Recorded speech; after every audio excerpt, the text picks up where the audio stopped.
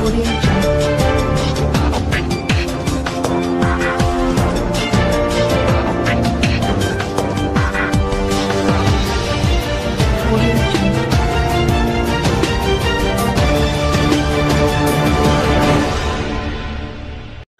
চব্বিশ পরগনা শাসনের মহিষগদির সাজিপাড়ায় এক যুবকের রহস্য মৃত্যুর ঘটনা ঘটে।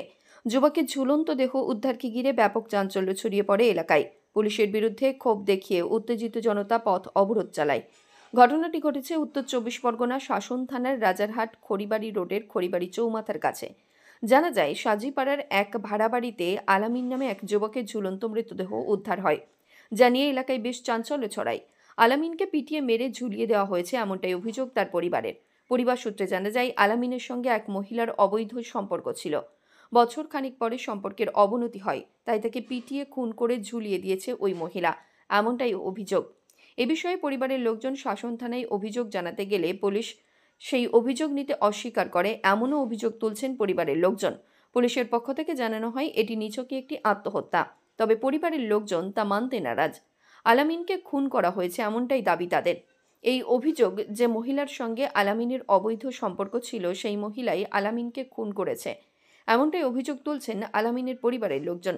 তাকে অবিলম্বে গ্রেপ্তারেরও দাবি জানিয়েছেন তারা, কিন্তু পুলিশ তাদের অভিযোগ না নেওয়ায় আরও উত্তেজনা ছড়ায়, এমনটাই বলছেন অভিযোগকারীরা।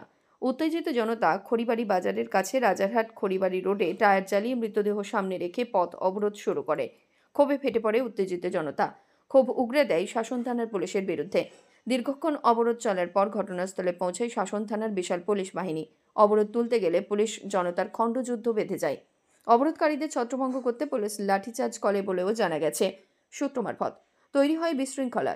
শাসন থানার আইসি সহ 5 জন পুলিশকর্মী আহত হয়েছেন এই ঘটনায় যুক্ত ওই মহিলা সহ 9 জনকে গ্রেপ্তার করেছে পুলিশ, এমনটাও জানা গেছে।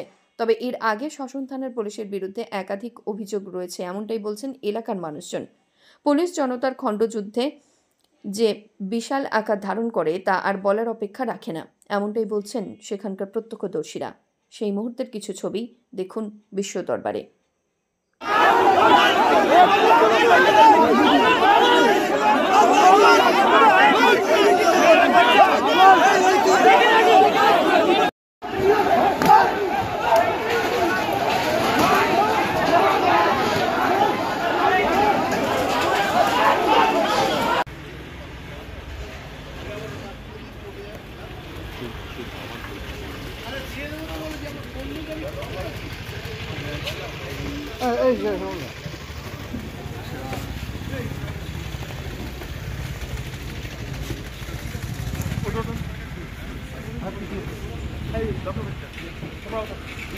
আপনি কি খুন করেছেন? কে করেছে? কিন্তু আপনার নামই তো অভিযোগ করছে। কে করে? ওর পরিবার বলছে আপনি মেরেছেন।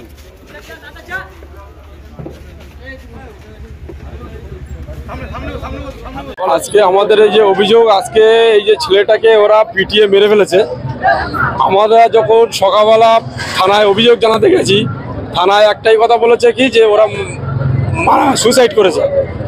আমরা যখন বডিটাকে মানে গোসল দিতে গেছি, গোসল দিতে একাধিক জায়গায় দাগ পেয়েছি। আমরা যখন থানায় অভিযোগ দায়ের করতে গেছি, থানা পুলিশ একই কথা বলে গেছে যে না, ও সুসাইড করেছে। আর আমাদের বডি, আমরা কেন যখন বডি নামাতে পারিনি, বডিটা ওরা নামিয়ে ওরা থানার থেকে নিয়ে চলে গেছে।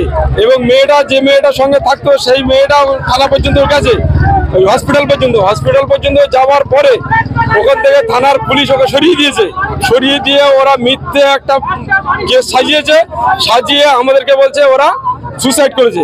আমরা সেই সুসাইডের আমরা করছি না।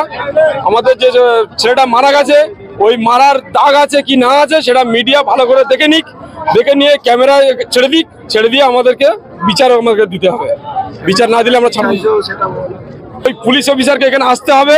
আর ওই মেয়েটা যে পুলিশ অফিসার